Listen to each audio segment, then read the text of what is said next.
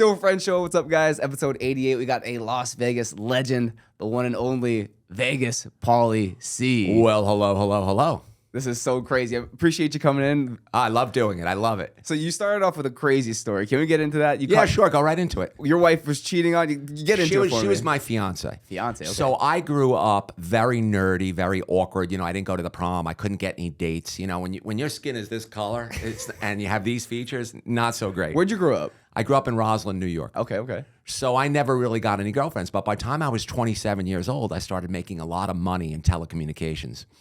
And as soon as I made money, first thing I did was go to the stripper bar with the money, you know, and stand there as a willing, hello, my name is Paul. Will you please take all my money? You know, that kind of thing, because I had never seen a girl up until I was 27 years old.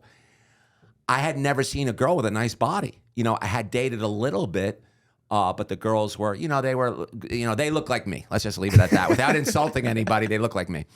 So when I was 27, I started to make money, and I actually, felt that economic progression of like girls that have my face, over to like the strippers because I had a lot of money.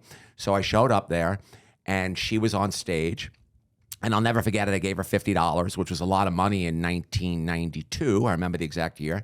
And she kind of lit up. She was living with somebody at the time. And that relationship, I basically bought that relationship. I broke up that relationship. I'm not proud of it, but I was making a lot of money. And I wasn't getting any girls, so I'm at the titty bar. You know what I mean?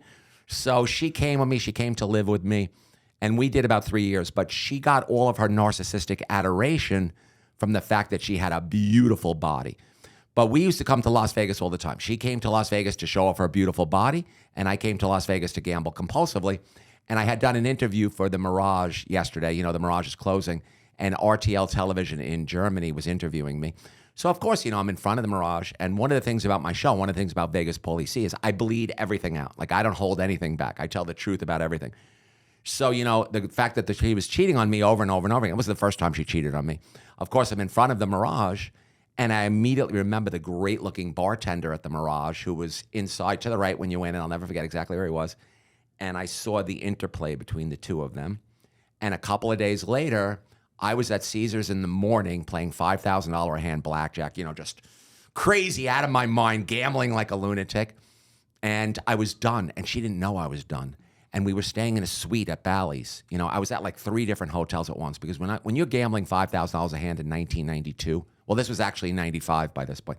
When you're playing like that, the world is yours. In fact, in April of 1995, I lost 3% of all the money won by blackjack in Las Vegas. I actually looked that up. But that's I digress like I always do. So I went over to the suite at Bally's, and she was with the bartender. I could tell by the way she was all messed up. She was so shocked to see me come through the front door.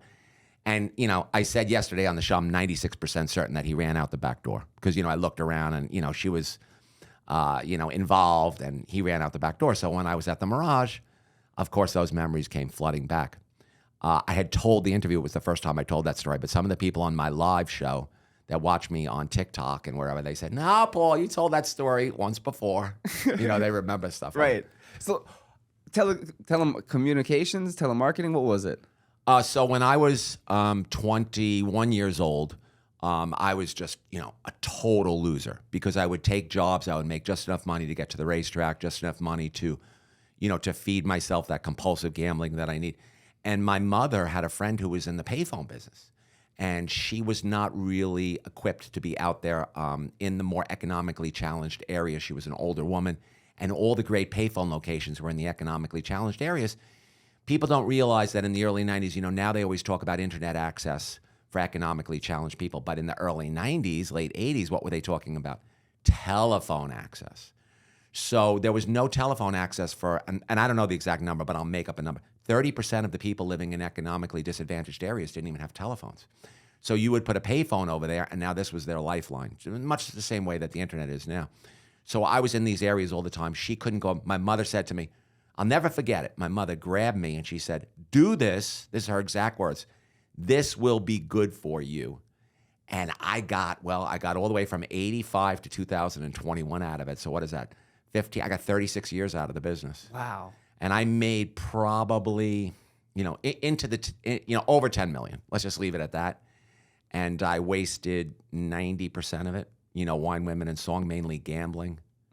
But I had, once you start to make money, if you're an awkward guy, you end up at the stripper bar, I mean, I don't know any other way to put it. It always amazes me. It used to amaze me back then. I aged out of that market about when I was about 48 or 49. You don't really want to be 60 years old in there. It's very uncomfortable. And when I would hear the comments when I was 48 or 49, I was in there at 46. I was in the bar, and there were 4 young guys sitting across the bar, and there was a young girl. I was 46. She was 22. And she was working me hard, and she was trying to get my money, and she's talking to me and acting. She's doing the act like she's all interested in me. She wasn't. First, I was 230 pounds at the time. So if you think that this is nothing great, this with 230 pounds is really a problem. So she's working on me. And I hear the 4 guys across the bar, they start going, "Get away from that old geezer. Get away from that. What are you doing talking to that old guy, whatever." Now, you got to remember something. I'm 46, and my mind has not really adjusted to me being older. So I'm actually looking around going, "Oh, no. Who are they talking to? Are they talking to me? What old guy? I don't see any old guy over here." So that was like a, really hard realization that like maybe I can't go to these places anymore. By the time I was 49, I was done with it. I had probably wasted well over $1 million. Wow. But I had a laugh. I actually yelled across the bar at them and I said, "Come on, man, I'm only 46. What, you know what I mean?"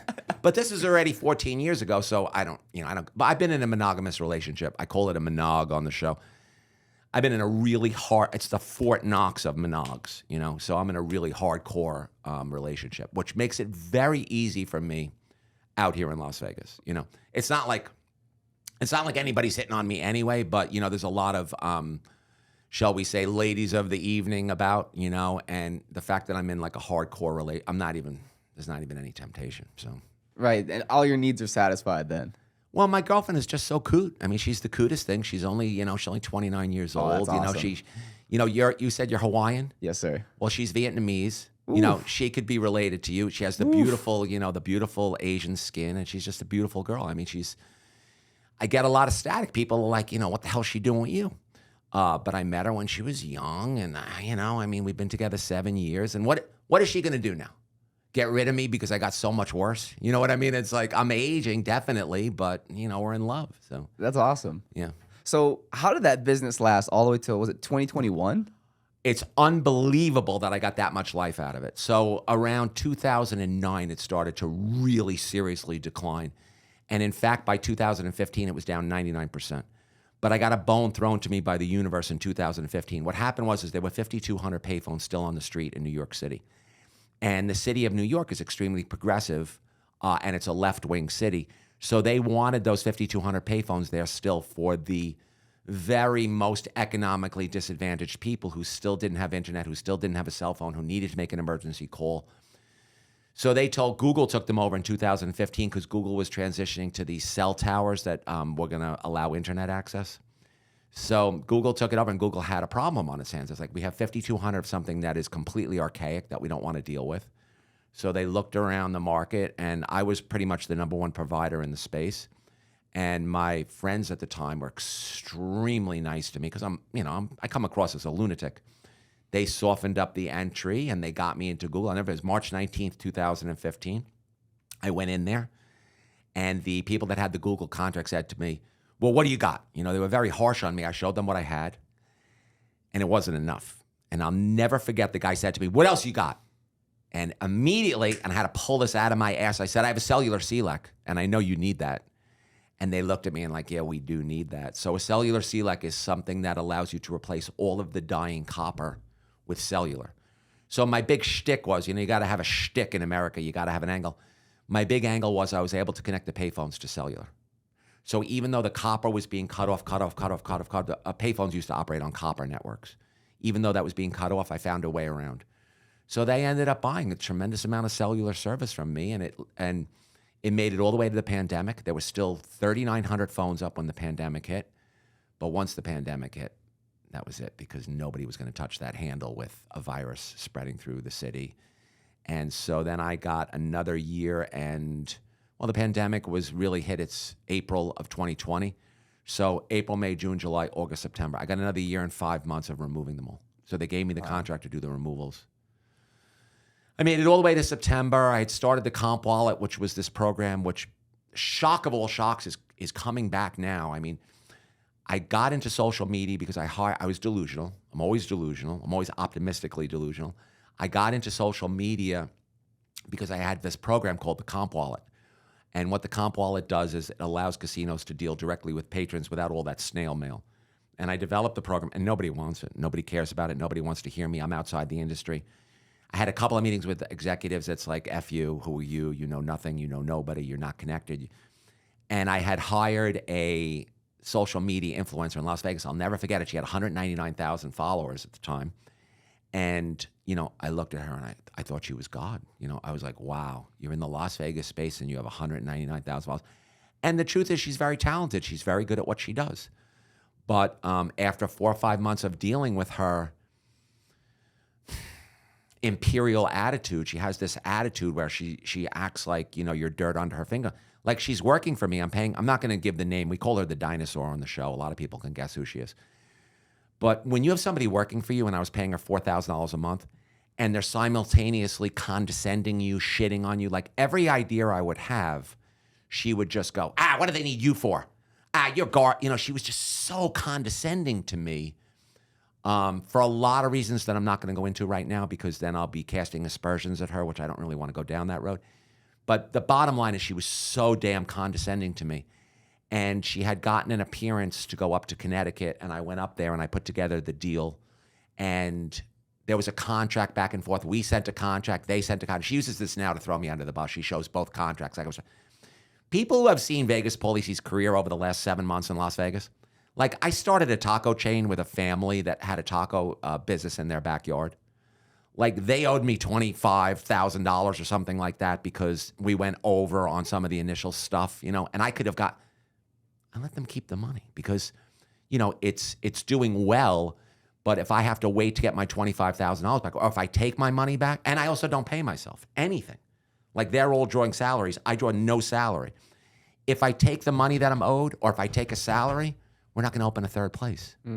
So I leave all the money in the company. And Jose, the taco guy, the same thing, my partner, he leaves all the money in there because we're trying to leave the capital in there to open a third restaurant.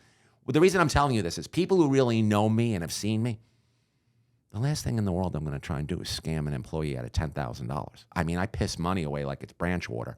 By the way, that's from the movie The Gambler, 1974, James Caan. You should check it out.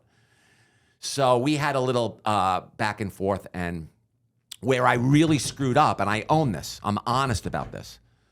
The Mohegan Sun in Connecticut I said to them, you have to give us a contest so that I can, I said, I actually misrepresented myself. I said, you have to give her a contest as a giveaway because that will, get more people to her. I'm going to do a meet and greet here, whatever. Where I was wrong, and I own this, I've owned it 1,000 times. I did not tell the Mohegan Sun about my app because I was embarrassed that it had 1 star on Google. I did not tell them about it because I was trying to scam them or like pull some nonsense with them. It was purely out of embarrassment. Right. But when they found out that there was an app involved that was collecting metrics, and when she found out that they didn't know that there was an app involved, the whole thing went down the toilet.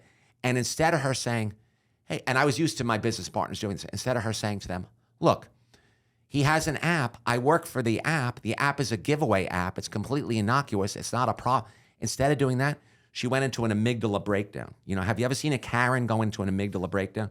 So she goes into this amygdala breakdown where she tells them, like, I'm the devil. She still tells people that I'm the devil because I didn't tell them about the app. I'm the devil. I'm a bad person. I'm a sin. She uses the word sinister to describe me. I had a problem with Finley where I used my social media clout to straighten out a situation with Finley. Did you see that? I didn't, but a lot of people got problems with the Finleys. Well, now, it's always interesting. I had a problem with Finley 6 months ago. Now Finley has a problem with the world. I had a problem with the Mohegan Sun 2 years ago. Now Mohegan Sun is bankrupt. I had a problem with Bally's 2 years ago. Now Bally's. I will guarantee to you, my entire reputation, because you can go in and read Mohegan Sun's financials. I will guarantee that they will be in reorganization within 2 years. When you go and you look at their debt, so this is kind of a funny story. So they have one particular note they owe 13.25%. They pay 13.25% interest. They owe $500 million. In a desperate moment in 2002, they borrowed $500 million at 13.25%. Who the hell pays 13.25%? Like, what corporation pays that? You only pay that if you're completely desperate. So I went in front of the Mohegan Sun, and again, I predated by a month saying to them, what the hell are you doing in Las Vegas? You're losing $500,000 a month in Las Vegas. Like, I go into the deals and I read the deals. So I knew that they were paying the Virgin Hotel over there $750,000 a month to rent that casino. There's nobody in the casino. So they were losing $500,000 a month. I went over there, I did a video. I said, is anybody from the tribe going to question the fact that your tribe is in Las Vegas losing $500,000 minimally a month? Is anybody going to question that? 9 days later, they pulled out of Las Vegas. And I know I was the impetus. I'm not trying to be arrogant. I'm not trying to have power. It's just that nobody shined light on this nonsense. So they're going bankrupt. So I went over there and I did a video of it, and I put in the video caption, shout out to Brian Gillum. Because that was the MFer who treated me like I was garbage up there. Like, he's their social media director, right? He can't see my energy. He can't see what I'm doing for them. He can't see that I have 500 people come. Well, theoretically, we had 500 people coming to a meet and greet, but I'm not delusional. I'm realistic enough to know that 20 or 25 people would have showed up. But I still had to tell 20 or 25 people not to come. You know what I mean? So I felt like he effed me. So when I went over to the Mohegan Sun, I did a video about them, and they are going bankrupt. You can write it down. Anybody is free to go on Mohegan Sun's financials, go into Google, and look at their list of debts. It's staggering. They have 8 or 9 notes, all of them in the multi-$100-million deals, and they're definitely going. So I put shout out to Brian Gillum. I always circle back. And it's the truth. People who effed with me, like when I started, when I was just came from such a place. You see my palms up? This is a place of innocence. When you see somebody going, it's an innocent move right now. You're effing with me when I'm completely innocent? It's like, you know. So how did you get even into the industry of the telephones? Like, obviously she had that disparity where she couldn't get down to that certain areas, right? Right. But how did you start to get like immersed into that world and understand Well, so much of business? well, I mean, you know, I like to be very honest. So I was born on third base. You know, I was born in a very privileged area. But because I'm so mentally dysfunctional, because I have a crazy mutation, which I didn't find out about until they decoded the genome. So I have a terrible mutation. There's a guy named Gary Brecka. He's brilliant. He actually deals with this on TikTok. He's probably the #1 authority in methylation and my condition. So there's a bunch of genes that are involved in this. The one that I think is the most common is it actually looks like the word mother. It looks like the word motherfucker. That's what it's called, the MTHFR gene. And people who gamble and people who are alcoholics and people who are drug addicts, they're not processing the dopamine genes to get the dopamine that they need to function. So they're filling that up with drugs, alcohol, compulsive gambling, sex addiction. So he advises that everybody take a methylation test to figure out. I have what I think is the worst version of that methylation problem. It's called CCAATT. So I do not produce neurotransmitters. I had to drink a whole bunch of coffee before I came in here. So because I only produce dopamine at the 20% level, I have to gamble in order to, feel okay, to get where I need to get. You know, people that smoke marijuana say they get where they need to get. They have that same thing. They have a methylation problem. I got into telecommunications. I got into the public communications, the payphones. I got into that because I was 21 years old. My mother saw I had a problem. You know, parents know parents see who their children are for the most part. Right. They just have to either accept it or not accept it. My mother was a no-nonsense woman. She was a businesswoman. She was a relatively powerful woman for a woman in 1985. You know, people don't know this, but I think up until 1974, women were not even allowed to open checking accounts without a man signing off on it. Did you know that? Is that the craziest thing? It might have even been 1984.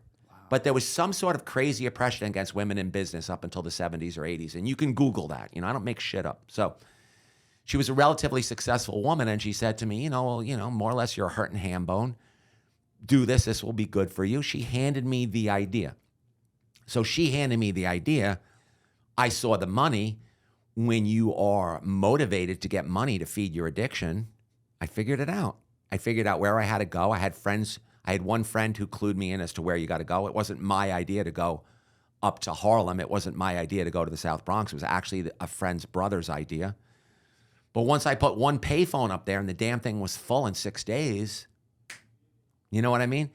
And then I still effed up. So even though I was making $1,000 a week in college, which was a lot of money in 1987, I was still effing up. I was taking the $1,000 and I was running to the Titty Bar. I was taking the $1,000, I was running to Belmont Racetrack. I was doing whatever I needed to get back to where I needed to be. I have to do these behaviors in order to get the dopamine. That's what Vegas is based on. You know how many people there are in Vegas with a methylation problem?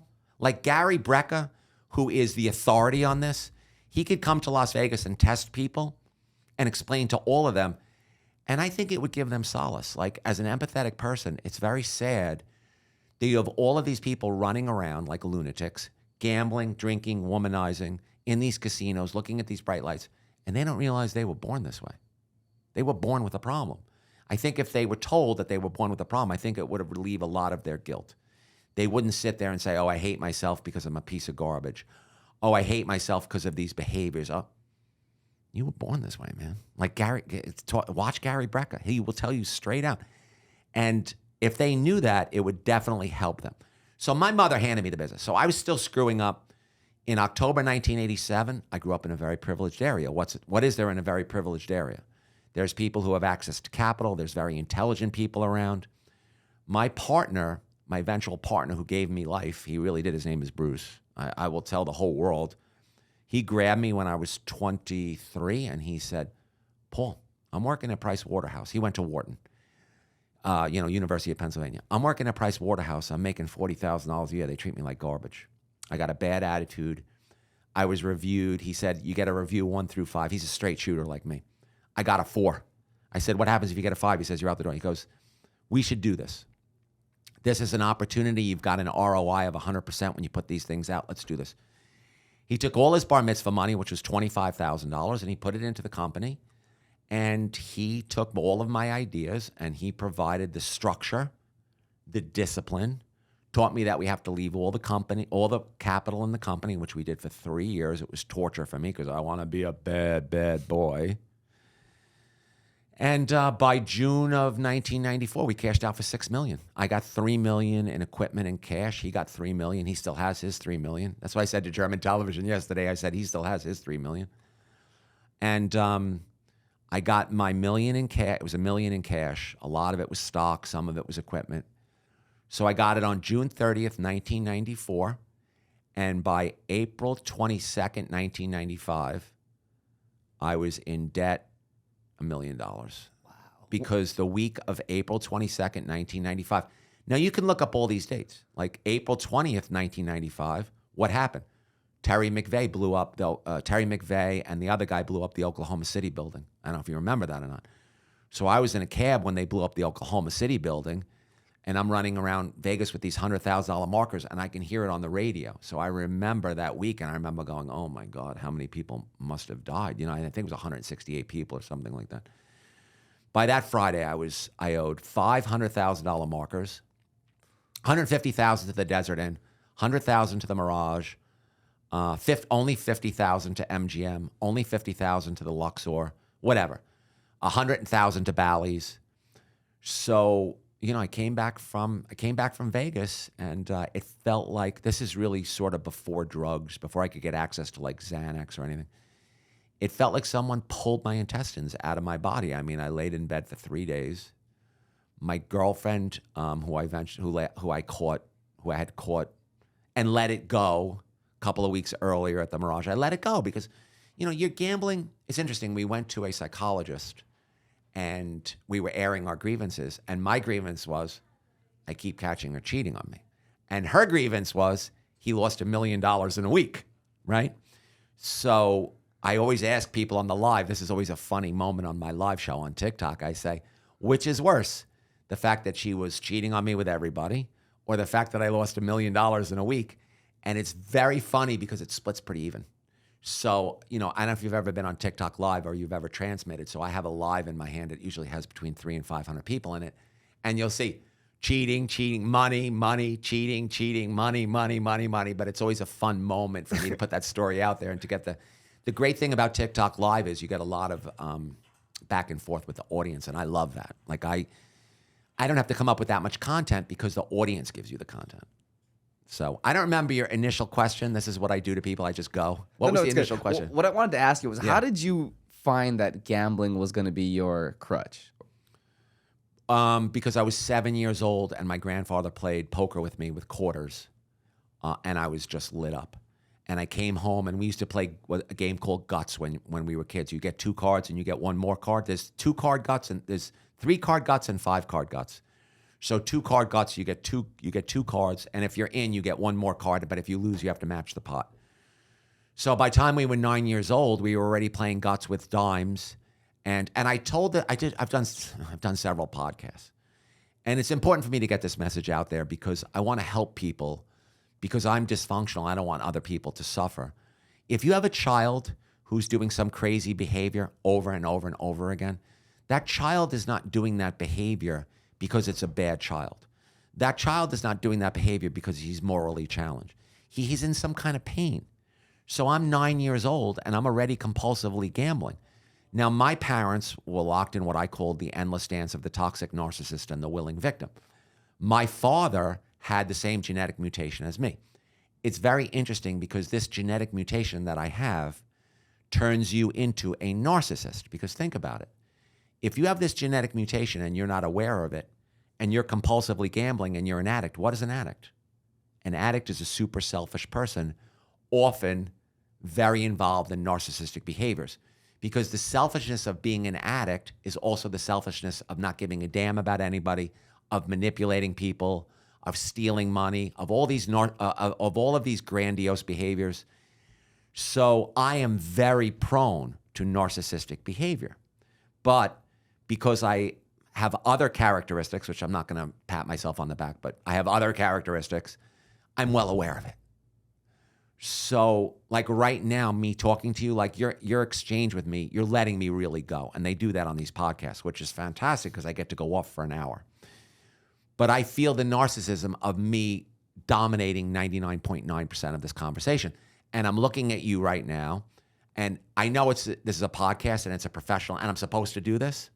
But if we were just meeting at a bar or whatever, I would have tremendous guilt that I'm over talking you and I'm giving you too much information. I'm dominating the conversation. So because of other characteristics I have, I'm acutely aware of narcissistic behavior. Fascinating thing about social media, it is absolutely the most ridiculously narcissistic place in the history of the universe. And it's embarrassing. So if you go on my videos and you go and you read the comments, I get a tremendous amount of narcissistic adoration. And it's embarrassing to me. So I have a saying on my show, I don't know if you've ever seen the slot machine, Little Shop of Horrors. There's a plant in there, Seymour. Well, anyway, so my ego, which sits on my shoulder, and all of this narcissistic behavior, which is embarrassing and gross. It's gross. It feels like that plant that they have to feed in the movie and the show play, the play that was on Broadway called Little Shop of Horrors. And the plant is this crazy green plant, and it's an ugly plant, and it says, "Feed me, Seymour, feed me." It keeps telling the Rick Moranis character to feed it more, feed. And that's what the ego is like. That's what narcissism is like. You just want to be fed. You want to be fed. You want to be fed. But I'm acutely aware of it. So on my show, we laugh whenever I get this adoration. Like I'll be doing my show and someone's like, "Oh, Vegas Pauly C, you're the best. You're this, you're that." I'll be like, "Feed me, Seymour," because I know, like I'm not an idiot. Like I'm acutely aware. And the fact that I was 57 years old before I got any of this, I spent 57 years as a schmuck. I'm in my basement. I'm a solitary guy. I'm very much an introvert. I used to be. Social media has turned me into a lunatic, which I have to regulate. So the fact that I spent 57 years grounded, so to speak, more or less, now enables me to navigate this a little better, So when I meet someone and they try and make it really about me, I don't really want it to be really about me. And the other great thing is when you make it not all about you, like I already came in here and I said, well, what's going on here? What is your brand? I learn. So if you're just a crazy narcissist, you don't learn anything. And that's why I love meeting industry in Vegas, because I'll sit with the manager at PT's. I'll sit with a casino executive. I'll sit with a casino president. I know that's a little grandiose, but I have. I'll sit with an analyst. There's an analyst in Vegas who's so smart. So I sit with people so much smarter than me. And I'm so interested in the casino industry, and I learned. So for 2 years, I'm just learning. I'm learning. Some industry people were talking to me yesterday. I learned some things. How do you calculate this? Why do you do this? What is that? What is the other thing? And the ability to regulate that narcissistic nonsense and be open-minded is a huge positive, because what happens when I learn? What happens when I read? What happens? Yesterday I went down to the Atomic Lounge, and the guy was great, the manager of the Atomic Lounge. It's down there. They have the license number 000001. He's telling me this. He was a little negligent on one thing. He didn't tell me that the pen scene took place in the bar, because I would have put that in my video. But he said, Vegas Pauly C, go over here and read this on the wall. Vegas Pauly C, the scene from Casino where they went back to the Kansas City gas station and they dropped the skim off from Las Vegas. That took place right here. This, that, the other. The ability to shut up and take myself out of the conversation and just learn, it made my video a lot better. So when I went up to Lake Tahoe, I met with a developer. Very smart guy. Smart guy. I don't even know his name, but he's a contact in my phone. And he told me all about the dynamic of Lake Tahoe. And I got this video out of it, billionaire versus billionaire. It turns out that Larry Ellison and David Duffield hate each other's guts. And they're up there buying properties, blocking each other's beach access, accumulating this. Property on Lake Tahoe goes for like $20 million an acre. And I ended up with this great video. I climbed to the top of the mountain in Lake Tahoe, and I did billionaire versus billionaire. It got 7, 8, 900,000 views. People love that shit. So there's so much to learn out here in Las Vegas. If you just shut your mouth and you regulate your own stupidity, if you can understand.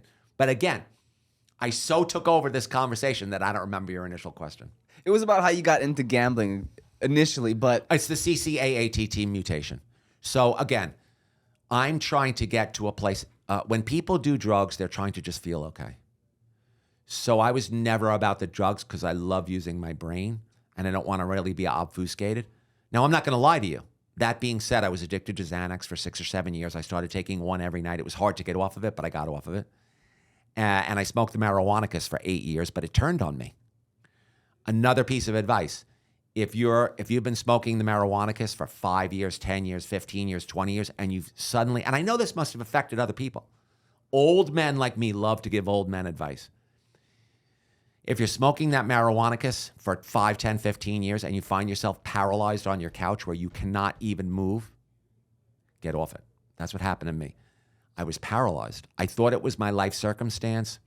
I thought it was other things, but I got off of it and my energy came back.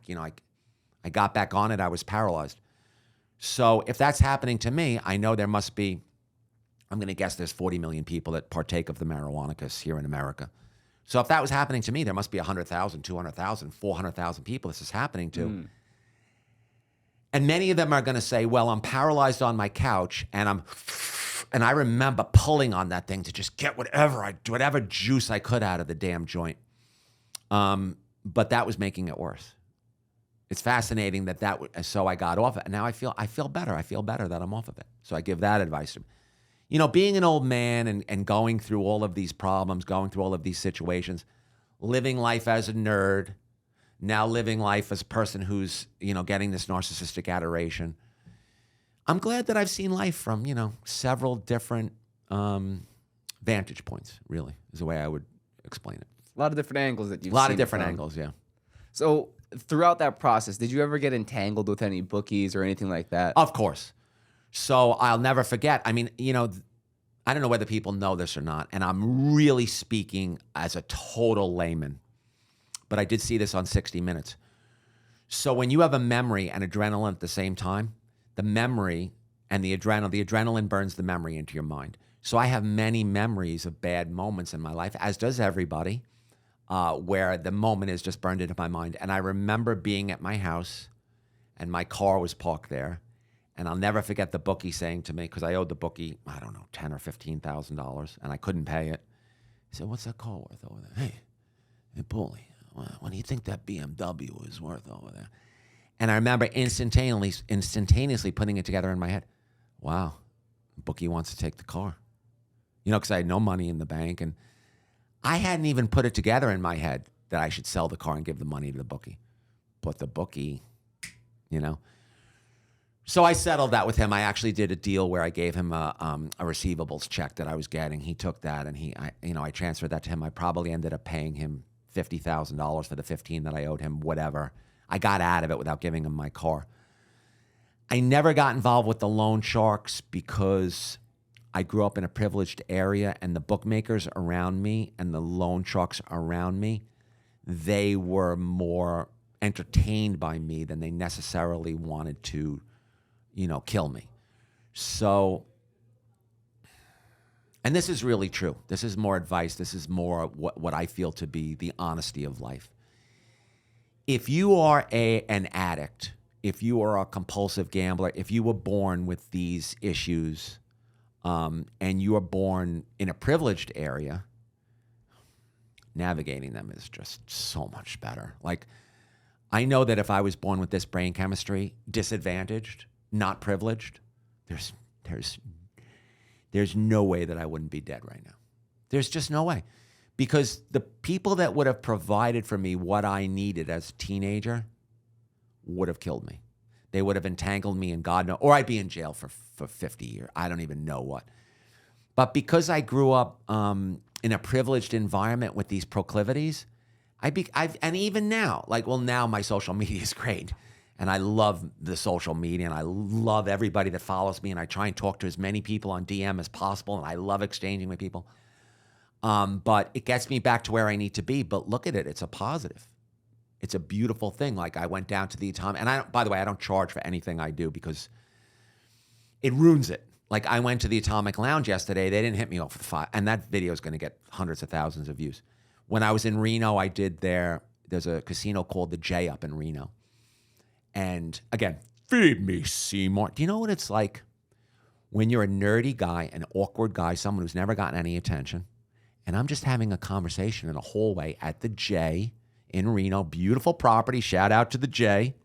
I'm just having a conversation in a hallway, and someone walking by who was the food and beverage director hears my voice, looks at me and says, "Hey, aren't you Vegas Pauly C?" Next thing you know, I'm sitting with the GM of the property. I call him Tom Hagen. I don't know if you ever saw The Godfather, but the consigliere is named Tom Hagen. I call this guy Tom Hagen because he gives a lot of advice to the property. And they gave me the presidential suite for 2 nights. And they said, do whatever you want. They say to you straight out, no obligations. If you want to do a video, do a video. So now I'm sitting in the no cost. I didn't have to gamble, nothing, right? I'm sitting in the presidential suite.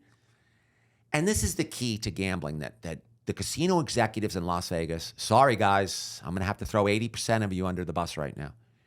You just don't have the emotional maturity to understand that when you give to a gambler like that, now they took Vegas Pauly C from a hallway, and I didn't even have a room booked yet in Reno. I would have gotten a cheap room, whatever. I was with little Mahi, my little girlfriend. She's so adorable. She's so cute. I love her so much. To go into the presidential suite, like for nothing, of course I'm going to do a great video for them. So I immediately look around the property and I say, where can I give? Where can I be of use to you? Where can I be of service to you? And the reason I tell that story is most gamblers are like me. You give me a suite, you give me food, you take care of me, you make me feel special. All right, I'll take a market for $10,000.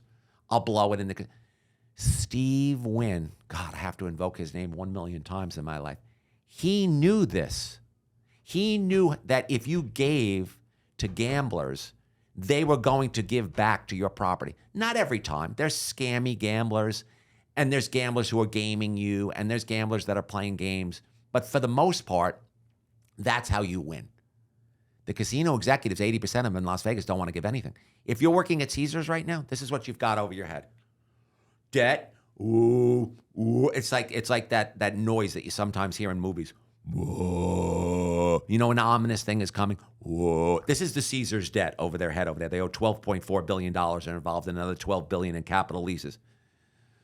You think they're looking to give, or you think they're looking to cut? You know what I mean? So when you're in the gambling, and when you're a gambler, when you're a compulsive gambler, you have tremendous knowledge of what needs to be done and what not to be done. What was your question again? Again, I went far afield. No, I love it. Take it wherever you need to. But no, me taking it wherever I need to will be here until 11 o'clock tonight. It was originally if you got entangled with any bookies. Ah, yes. So I never caught a beating or anything. Again, I'll end it with this because I started with this. I never really got in big trouble because I grew up in a very privileged area with capital around and friends who cared about me. And even now, I know people because a lot of people that I grew up with became very wealthy. Not me. I've pissed away, the vast majority of my money.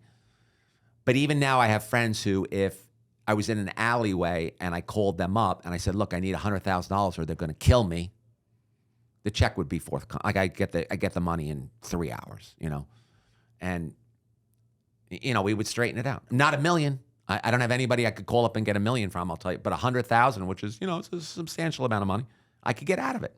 Now, if I had grown up, and I'll end with this: if I had grown up destitute, your network is everything. There's your answer right there. But I never got in big trouble, is what I'm saying. Like I had my incidences where I had to pay. Well, I owed $500,000 in markers to Las Vegas. Jeez. I mean, I've told this story 92 times. I might as well tell it a 93rd. Are you ready? Yes, go for it. I owed $500,000 in markers in Las Vegas. When I lost $1 million in a week, April 22nd, 1995. So when I lost $1 million, $500,000 was cash, $500,000 was markers. So again, I owed $100, and I almost remember the amounts, but the important amount here is I owed $150,000 to the Desert Inn.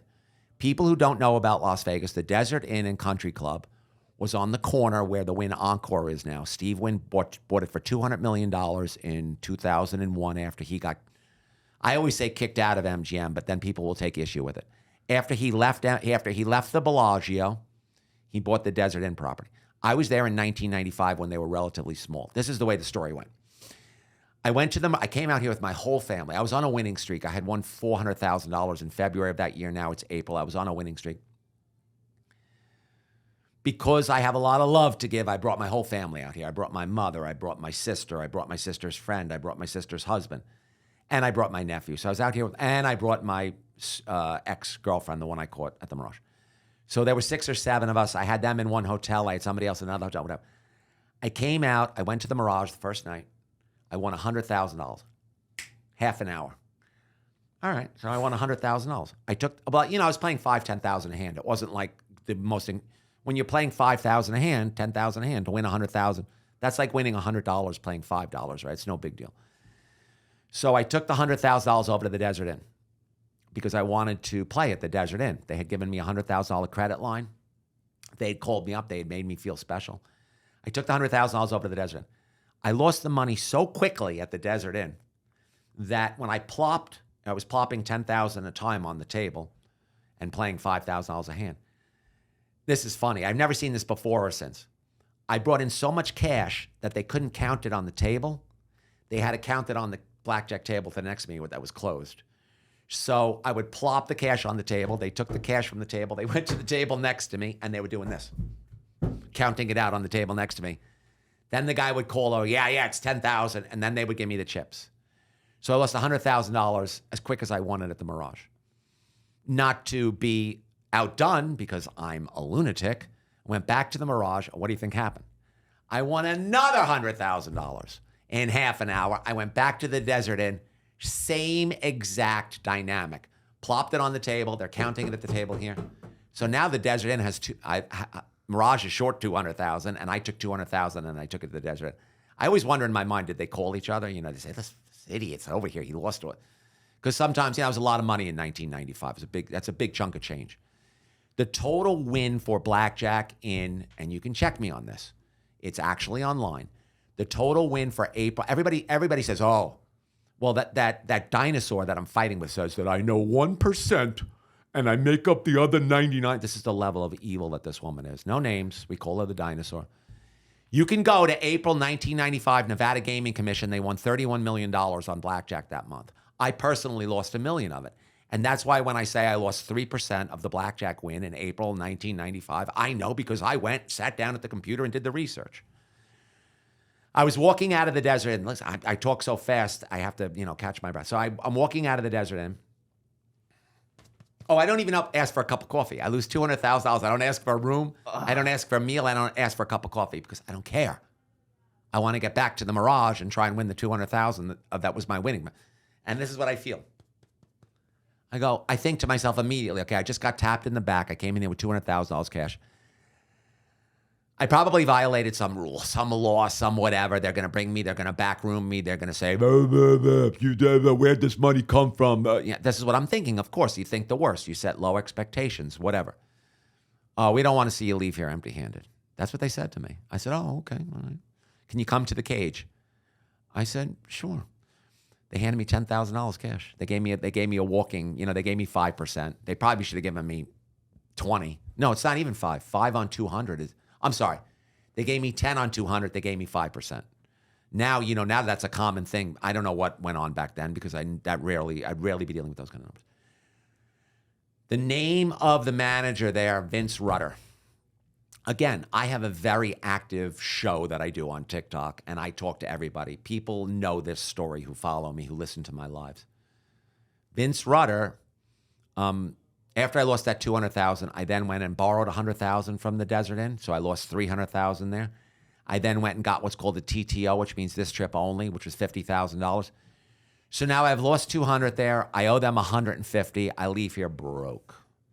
Vince Rudder was the collection manager or in charge of credit or some job over there at the Desert Inn. He had every right to be, beyond furious with me. Because, and this part of the story I never told. You're the first person to hear this. I know because it's too detailed, but I'll just get it out there quickly. I only had $20,000 in the bank and he had grabbed it. And I actually begged him to put that $20,000 back. So he put the $20,000 back, and then a month later, I couldn't give it to him. So bottom line is, I owed them $150,000. He had $20,000 of it in his pocket there at the Desert Inn, and I had cajoled him and gotten it back. So this guy felt violated by me 19 ways to Sunday. Is he right? Absolutely. Okay. So he's dealing with a compulsive gambler, an addict. He probably went home and said, damn. This lowlife Paul Contino, he borrowed $150,000. I ruined his family. I'm sure that I ruined 6 months of his life. He said to me, look, he goes, you're an MFer. He says, if you get pulled over anywhere in Nevada or California, you're going to jail, buddy. I said, I'm going to tell the sheriff. The sheriff called me. None of the other properties did this, but the Desert Inn did this. They're no longer there, so I don't feel bad talking about them. The sheriff called me and he said, look, you're going to have to work out a payment plan with this guy or I'm going to file legal this, legal that, and we are going to lock you up if you're on the West, whatever. All the threats. Back in those days, I don't know if this still goes on, but in 1995, the collection agent for the casino would call the sheriff and say, this guy passed bad checks in our casino. Can you please call him? So I had the phone call from the sheriff. So I called Vince back and cajoled and I said, look, I'll give you $5,000 a month. Will that keep you? Who wants to go to jail? Not that I was going to run back out to Nevada anytime soon. I had blown all my money. So he said, all right, give me $5,000 a month, whatever. It was a strain to pay him that $5,000. Things were not good between us, but I called up on Monday. I said, can I talk to Vince? To tell him, honestly, the check is in the mail. They said, Vince died yesterday. I said, Vince died? I said, young guy. Vince died yesterday. I said, yeah, he had a massive heart attack. He's dead. So, I don't take any joy in this. I don't take any pride in this. The casino executives, it's a tough job. It's a rough job. And I'm talking to you as the asshole here. I'm not talking to you to tell you that I'm moral or to tell you that I'm ethical or to tell you that I'm a good person. I'm talking to you, telling you that to a large extent, I feel like I killed this guy. He was 30. So I was always telling the show that he was 41 because that was my thought process. For 37 years, I thought he was 41 until I got into social media, told the story, told his name on the live. Would you know it? Somebody went to cemetery.com, found out that he was Vince Rudder. He is buried over here somewhere in Las Vegas. He was 38. Wow. He wasn't 41. He was 38. He did die on a Sunday. The same way I tell the story because I called up on Monday and they said he died yesterday. And now why am I telling you this story? I don't even remember why. What was the initial question? You asked me if I got into trouble with bookies. I think that was the most trouble I got into where, I had passed bad checks in the state of Nevada. And until this day, I can't get casino credit, which is okay. I don't want casino credit. It gets me into trouble, and I don't want to pass bad checks. So you may have seen stories in the media where there are In a lot of cases, it's football players, basketball players, famous people who, take $200,000 markers, $400,000 markers, 600, and they do lock them up. There are, you can Google it. In the last 10 years, there's been people that have been locked up in Nevada for passing bad checks. It's a rough road. Was there any legitimacy to the claims of Bruno Mars being in debt $50 million? What was it? Okay, so I went and I did that video, and it went viral, and there was tremendous conversation. Now you got to remember something. I'm not making this stuff up. I got the story from a national news organization. So I get the story I see the blurb on it come across on the national news wires, and I run over there and I do the story. So I do the story, and then MGM denies it. Fine. God bless you, MGM. I actually am a fan of MGM. I don't want any problems with MGM. Please. I love your property. I love you. I'm a player there, please. But I met with an international casino marketing guy who deals with all high-end players. I met with a domestic player rep who deals with all high-end players. That's 2 people, right? I'm going to tell you the truth. I'm not going to tell you I spoke to 19 people. I spoke to exactly 2 player reps who are independent reps, and I said to them, I did this video. Am I a schmuck? Am I wrong? Am I an a-hole? Am I negligent? Oh, and by the way, okay, there's a little more to this story. 3 people. The very first person who clued me into this is a super high-end roller who had the Cosmopolitan wraparound suite and gave me a tour of it. It's a video I did a year ago. No names. He had that room that has like the 400-foot balcony that you need to be $1 million player. He told me the story that he sat with me. This is a story that he told me. I don't want any legal problems. He told me that he watched Bruno lose $17 million in an afternoon. This is what he told me. Whether or not it's true, I have no idea. It was already in my head. The story came across the national news wire. I said, okay, all right. It's out there in the national news. I didn't break the story. I didn't make up the story. I'm not saying that the story is true, but it's in the national news. I went over there, and unfortunately, a lot of people get their news from social media. So when I broke the story, it accelerated it a lot. No ego, but I got 3 million views, I think. And then the big conversation, is Vegas Pauly C an a-hole? Is he making this stuff? So I want you to understand the genesis of the story is a super high roller saw me, met me, talked to me, and gave me that. I don't run out there and say, oh, this guy says he saw Bruno Mars lose $17 million. I don't do that because maybe the guy's a bold-faced liar, right? I see the national news story. Now I say to myself, not my problem. It's in the national news. So why can't, this is my moral thought process. So why can't I do a video if it's in the national news already? So then I do the video. So then after I do the video, I have, MGM denies it. I love you, MGM. I don't want any problems. MGM denies it. And then it's not that I question myself. It's that I need to go a little deeper when I meet people who are in the industry and deep in and are legitimate. These are big-time legitimate casino reps, casino junketeers that talk to me. I say, hey, just like what you just said to me, is there any truth to the fact that this, and this? And they both go, absolutely. It's exactly the truth. That's exactly what he's doing. That's what I know. I don't, so it's 3 people. So Wow, that's crazy. How would you feel about it if you were me? You know what I mean? I mean, it is what it is. That's what a journalist usually does, though. They go off of 3 credible sources normally, right? Well, I went off of 1 to start. No, I went off of 2. I went off of the guy who told me and the national news story. But the way I feel is if something's in the national news already, right? Can't I repeat what's in the cover of Time magazine? That's the way I feel. I'm not looking to hurt Bruno Mars. I love Bruno Mars. I look at Bruno Mars and I say, wow, he's a great guy. Look at that personality. Look how he shines. You can see that he's a fantastic guy. So I'm not looking to hurt Bruno Mars. I just am re-reporting a national news story. So I got it from 4 sources. I got it from the super high-end roller at MGM. I got it from the national news story. And I got it from 2 players reps. I don't know. Nobody's telling me I'm crazy. No, I mean, I've heard it reported so many times. It blew up everywhere after I saw your video. Right. But I didn't break it. National news broke it. That's interesting. I don't break anything. There are intuitive moments where I put stuff together before anybody else does. For instance, I was over in front of Bally's Tropicana where they're putting the stadium for 3 months saying Bally's sucks. Bally's has no money. Bally's cannot execute on anything because Bally's did this, this, this, and this. Now, some of that was personal experience in dealing with them as a player, but a lot of it was reading their financials.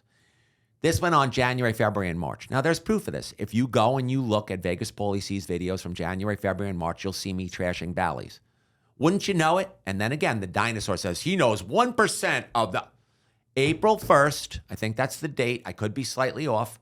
April 1st, 2024, Standard & Poor's and Moody's downgraded Bally's debt to speculative status. It was already junk, but they downgraded on April 1st. I'm not saying I broke the story, but I'm saying there's times I'm ahead of the curve. Mohegan Sun at the Virgin, I'm pounding them. What are you doing here? What are you doing here? Why are you here? You're losing money every month. Why are you losing your tribal members' money? Are you out of your mind? You know, I did that for 3 months. They left Las Vegas. Like I'll be ahead of the game. Fontainebleau. This is a tough one for me because this one got me a lot of anxiety. It got me a lot of pain. They reached out to me before they opened. And, you know, I mean, I got to be honest. I'm an asshole. I'm a dick. And I'm going to tell you why, but then you make your judgments. I already know who the guy is. Like, I've already done my research on the guy that did the Fontainebleau. His name's Jeff Soffer. I've already done my research. I've already talked to people. I've already talked to executives before they opened. Executives have already extensively contacted me to tell me about the shit show at the Fontainebleau before it opens. Let me give you the facts. You're a reasonable guy. Let me give you the facts. So then they reach out to me. I'm gonna dial back the fact that I'm a dick or an asshole. I'm gonna dial that back because I want to give you the facts and then let your audience decide. You decide. So I've already got this knowledge base, and then I had a chef that worked there who got fired for giving me a video of the casino. And then I apologized because I was causing a disturbance before the place even opened. And then my empathy kicked in. And then I did feel like an asshole. But all of this is going on, and they're inviting me. And the guy's a billionaire. You know, he inherited $5 billion from daddy, you know. So I've done all the research. Would you go to the Open? I might. Yeah, I couldn't. To give an informed report, but... Okay, next level thinking. But if you're an emotional guy like me and you already have seen the shit show behind the scenes and dealt with the employees, I had HR contact me. I was about to give somebody away. I had somebody very high up in the organization give me away. I had hires for menial jobs contact me. I had somebody tell me a story about the number 2 there that I will not share with you because I'll probably get sued. I mean, I had all of these horror stories, and now I got to go to the Open. It's physically, you see, you're a lot more maybe emotionally developed than I am, or maybe you're more mature than I am, because I'm looking at you, and you're probably those things. I cannot go to the Open at the Fontainebleau with the 4,000 celebrities they had there. They had Kim Kardashian, they had Justin Timberlake, they had Tom Brady. I can't go there and fake it. Because of my CCAATT, and again, if I've said this one time, I've said it 20 times. I'm going to say it again because this is important. I don't know how many people will make it to this part of the podcast, but I am not honest. I am not bleeding all over you. Excuse me. I'm not telling you my truth because I'm ethical, because I'm moral, because I'm better than you, because I believe in some higher power, or because I want to feel better than you. I'm only doing it because I'm incapable of bullshit. My CCAA, it takes a lot of dopamine to bullshit people. People who are compulsive liars, who are pathological liars, they're dripping of dopamine. If you have no dopamine to even make it through the day, you are incapable. I'm incapable of bullshitting you. So I reached this junction point in my life where like they were contacting. The woman's name is Amy. I don't care. Amy's contacting me, come to our thing, we'll let you meet Jeff, whatever. Seymour's like this. Seymour's like, I'm going to meet a billionaire. You know, Seymour's like, feed me, Seymour. You know, they're kind of making me feel special. They're kind of like appealing to my ego. But what if you know you're incapable of doing it? Like It's like, I would love to play center field for the Yankees. I would love to take an at-bat tonight. I don't know who the Yankees are playing, maybe the Braves. I would love to take an at-bat tonight for the Yankees. Billy Crystal did it when he was 61 years old in spring training. I don't know if you saw it. Did you see that? Yeah. Okay. I would love to take an at-bat. But I know that I'm completely incapable of it. I would have loved to go to the Fontainebleau opening, but I know that I'm completely incapable of being a bullshit artist and lying and telling you that, you know, the roses are coming up and the flowers are beautiful and sunshine, rainbows, and puppy dogs. I knew it was a shit show before it opened. I know the financials. I stood in front of the Fontainebleau and said, you're going to need to make $4 million a day to break even over here. Someone gave me someone gave me the financials for the Fontainebleau, no names, but he's an investor who's pissed off and said, break this because this guy's an a-hole. And I did. And guess what they need to break even? Sorry for the ego. They need to do $4 million a day in gross revenue to break even. They're doing $2.1 million. They're spending $2.44 million. I stood in front of the property when they paid Justin Timberlake $6 million for the opening day birthday party. I said, how are you going to take $6 million, money that should have gone to marketing, to players? You could have given away 12,000 $1,000 match plays and filled the casino that night, the next night, the following night. I was there at 2 o'clock in the morning. It was empty. The man behind the man, who was a casino owner who's brilliant, who used to tell me every story. He doesn't talk to me anymore. I'm not going to go into that. He told me that when the Mirage opened, he was there. The Mirage was standing room only for the first week they were open. I'm in the Fontainebleau at 2 o'clock in the morning. I did a video, place emptied out, because he didn't give to any gamblers. And then subsequently, there were $1 million players that contacted me and said, yeah, I have a $1 million credit line, you know, around town, whatever. I couldn't even go to the opening because Jeff only wanted celebrities. It's his birthday. You had to be personally invited. Jeff, are you having a birthday party? And I did this video. Are you having a birthday party or are you opening a casino hotel? Now, to me, that's negligent. You know, the glass half full argument is, here's this schmuck. He already blew $2 billion in 2008 over there on that building, right? That was him. He came back and put another $3.7 billion into the economy. So now we're at $5.7 billion. The emotionally mature argument, and where the Vegas city fathers are correct and the people that run this town are correct, is that, this schmuck brought $5.7 billion to town and splayed it out all over the place. God bless him. The emotionally immature reaction is, why the hell are you wasting $5.7 billion, you a-hole? Why is your... And little old man advice. You've known these people. It's one of the biggest markers for narcissism when you see someone who's so into their birthday. It's my birthday. Their birthday week. Some of these narcissists, it's a whole month of celebrating their birthday. You know what I mean? So he moved heaven and earth to open that place for his birthday. And he spent $6 million of Koch brothers money on his birthday. And everybody there was a celebrity for his birthday. So it's like, am I going to draw attention to that? I'm an old man. I know the markers for this kind of behavior. And I do this thing now. I've only been doing it for like a week, but I'll let you in on it. See it, covet it, buy it, waste it. See it, covet it, buy it, waste it. Tiesto is across the street. See Tiesto, covet Tiesto, buy Tiesto, waste Tiesto. Now David Guetta. See David Guetta, covet David Guetta, buy David Guetta, waste David Guetta. 5 acres across the street from him on Elvis Presley Drive it's being bought by Brett Torino, who's a genius. See the land across the street, covet the land across the street, buy the land across the street, waste the land. He paid $22.5 million for 5 acres of parking lot next to the Las Vegas Convention Center. It has a view of Circus, the Las Vegas Convention. Right now it's a parking lot. Brett just bought it for $12 million, right? He comes in a month later and pays $22 million. You know, it's like these women or men who you are involved in a relationship with, and they have to have the Bugatti. You know what I mean? But they have to have the Bugatti on your ass. It's like these women or these men that you're in a relationship with, and you come to Las Vegas, and they have to go shopping at Gucci, Prada, Balenciaga, whatever. That's all narcissistic stuff, man. People who are raging narcissists love the high-end, the super high-end products. They covet everything. There's a scene in Silence of the Lambs where he's talking about Buffalo Bill, who's psychotic, and he says, what does he see he covets what he sees. This is the story about Buffalo Bill, killing people to get their skins. You know what I mean? That's the level of psychotic behavior. So these narcissists see things, they covet it, they buy it, and it's just that's what's going on over there. But it's like you're doing it with Koch brothers, you're doing it with Vici money, $350 million from Vici, $500 million from Blackstone. I don't know how much money from Koch brothers. But here's my question to you.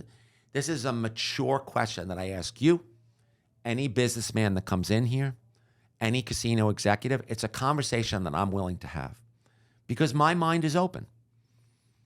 How do these companies that are worth billions of dollars, Vici, Blackstone, Koch brothers real estate, how do they not see what they're dealing with over there? The place is losing $400,000 a day. How do they not see that he sees, he covets, and he buys, and then he doesn't execute? He sees, he covets, and he buys, and then he doesn't execute. It's the same story for 16 years over at that property. How do highly educated, Steven Schwartzman, I think that's his name. Hi, Steve. I hope you're watching this. He runs Blackstone, right? He's a multi-billionaire, like to the point where like he's one of the most successful men in the country. He doesn't see this archetype. He doesn't see this personality. He doesn't see this behavior. I wouldn't give this guy 5 cents to invest. It's never, the building is unattractive on the outside. That's another problem, is that it's not a new building. New is what attracts people. If you went in my phone and you saw the DMs that I've gotten from rollers, if you went in my phone and you saw the DMs that I've gotten from executives, if you went in my phone and you saw the neglect that's going on over there of the customer, not the customer in the hotel's beautiful. I'm not going to cast aspersions at the hotel. I will cast aspersions at the food because I've had bad experiences there. But I'm talking about the treatment of the gamblers, which is the bedrock of Las Vegas. If you get the DM from a guy who says that I have a $500,000 credit line, they don't even want to talk to me. They're just disinterested. And then if you meet with people that know him and they tell you, well, he's disinterested in gambling, he's disinterested in gamblers. So my question to his friends was, if you're disinterested in gamblers, what the hell are you doing running a casino in Las Vegas? This references back to another podcast that I did, and I'm going to end this thread with this. I said to the people on the podcast, I said, Steve Wynn, he knew what he was doing over there initially at the Golden Nugget downtown, then at the Mirage, then at the Bellagio. He knew how to treat gamblers. He knew how to love gamblers. He knew how to interact with gamblers. He knew the gambling mentality. He knew how to baby them, for lack of a better word. And then I say to them, why did Steve know that? And, every single person I tell that story to looks at me like this. I don't know, Vegas Pauly C. What nonsense are you going to tell me now as to why Steve Wynn knew how to love gamblers, deal with gamblers, be part? His father was a compulsive gambler. He grew up with a father that he had to deal with as a survival skill. You can look this up. If you grow up with an alcoholic mother, you know how to deal with alcoholics. If you grew up with a drug addict parent, whatever the dysfunction is in your family, when you grow up, you've already got a roadmap for it. So Steve Wynn's father, was a compulsive gambler who died penniless. So Steve had and he's a smart guy and he's an eloquent guy. And so he had the roadmap. But if you don't have I know how to deal with gamblers. I'm a compulsive gambler. I know how to I know what they want. I know how to deal with them. I know how to talk to them. I am them. But if you bring in a narcissistic guy from Miami who's all about the show and the Prada and the Balenciaga and the celebrities and Justin Timberlake for my birthday. It's my birthday. I'm going to spend $6 million on Justin. Completely the wrong personality type to be running, owning in a hotel casino in Las Vegas. Now, VC. I'm looking right at the camera. VC, Blackstone, Koch brothers. I would like to know what the hell you're doing. And don't tell me about some long-term vision. Because you're on the North Strip and you're in $4 billion and you're losing $400,000 a day. And I'd like to know how you're going to turn it around. Because guess what? You're not going to turn it around by buying David Guetta from the Wynn. And I'll end with that. On that thread. We could start a new thread if you want. If you haven't had enough of Vegas Pauly C already, we could start a new thread. Couple more. Okay. What's the best hotel in Las Vegas? It's the Wynn Encore, just for the exact reason that I told you, because Steve was born into an intelligent family that was successful. Well, I mean, were they successful? I'm sure, he was born into successful enough that I guess he went to Wharton or wherever he went.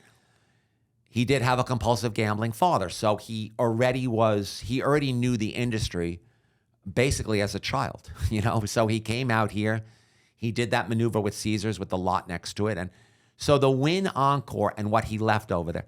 And now if you go, and people send me these videos all the time, and they remind me of Warren Buffett videos where there's just incredible wisdom, incredible intelligence. But they're like Warren Buffett videos, but in the gaming space. So if you go back and you watch, first of all, he had a beautiful voice. I mean, I could listen to Steve Wynn. I used to listen to the conference calls just to hear Steve Wynn. If you go back and you watch his videos where he talks about gaming and how you deal with gaming and how you treat gaming, he's giving you all of the he's giving you all of the information that you need to run a successful hotel casino. It's very interesting. The personality type that you need to be a successful casino executive is a very interesting balance of power and submission. And this is why so few casino executives get it correct. It's submission. It is small energy when you're bringing the people in, right? It is moderate energy to high energy when you're taking care of them. And it's very high energy when you need to collect or when you need to run the casino. Or when Steve could be very soft and very gentle and very kind, and his furniture and if you look at the furniture in the Wynn Encore and then you look at the furniture in Resorts World, right? I'm not allowed in Resorts World anymore. I was banned from there. But if you go to Resorts World and you look at this is the furniture. I mean, I'm not insulting your furniture, but this is their furniture. It's like this. Like this is an office. This is appropriate furniture for an office. They have office furniture in their casino, in their hotel. It's like a dorm room.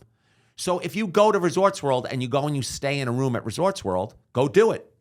Then go across the street and stay in a room at the Wynn Encore.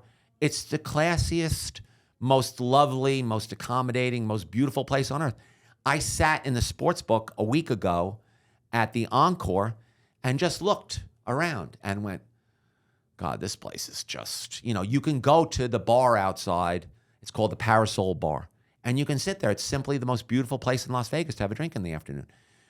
But it's not just that. And Steve gave speeches like this. So Steve said, look, it's not the building, although he has the building. This is a guy saying it's not the building. He has the building.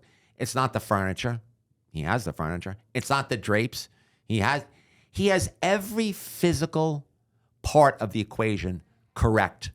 And he's still telling you it's not that. See, that's the genius of Steve Wynn. It's the interaction between your executives and the people. They know how to. I think I'm down 300 and change there. I've lost hundreds of thousands of dollars there. It's my favorite property. People will call me out on the show. Oh, you hate this property because you lost your tuchus. No, I lost more money. I've lost more money other than the Mirage. I've lost but again, a Steve Wynn property, you see? So I've lost like $1 million to Steve. So I'm sitting here, I've lost $1 million to Steve Wynn properties. You couldn't love the guy any more than later in his career, we have the problem, of course, with the harassment and everything, and we're going to leave that for the PC people to fight about. But I knew him up until 2018. I was actually in Wing Lee. I hope I'm saying it right. Wing Lee. I was actually in the high-end Asian restaurant there the night February 6th, 2018. It's not a lot of people you're going to talk to who know the night that Steve got thrown out of the Wynn. That was the night that they let him go from the Wynn. They actually announced it. Mahi, I love her so much. Her skin was as on Manasseh. She can re-enter the atmosphere without burning up. Sorry, I can't help myself. She was there with me. She was so cute. They gave her a little, I've never seen this before because you got to understand something. I'm a schmucky guy. They actually give you a little table for your pocketbook. It's called a pocketbook stand, I guess. It probably has some sophisticated name.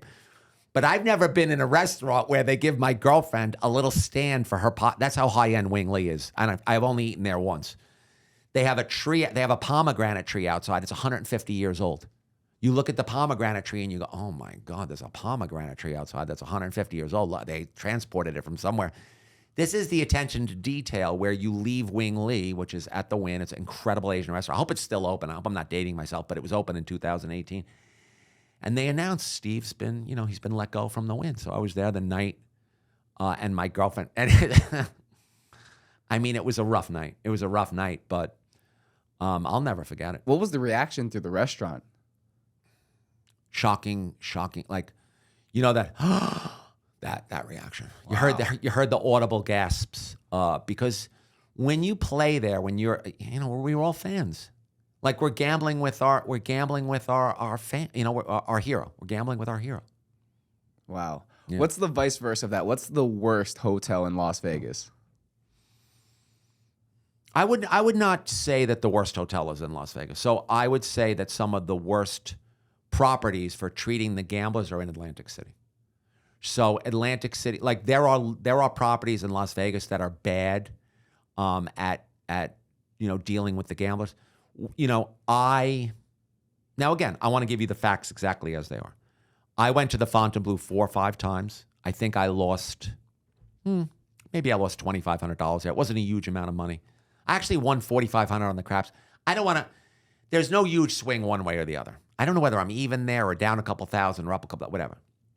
I went there 4 times, all black chip action. The blackjack was all $300, $400, $500. I never heard a word from them. I never heard any. Now, I don't know whether that's because they hate me because I'm Vegas Pauly C, but I heard this story from many people. I got a DM, specific DM, a couple of weeks ago. I always remember numbers. Hi, Vegas Pauly C. I went to go see Tiesto at the Fontainebleau or whoever the DJ is there. I think it's Tiesto. I hope I'm correct. I lost $32,000 playing. They wouldn't give me anything. Hi, hi, Vegas Pauly C. I lost $5,000. This is one I remember specifically. I lost $5,000 in 5 minutes at the Fontainebleau. They told me they don't want me. I said, why?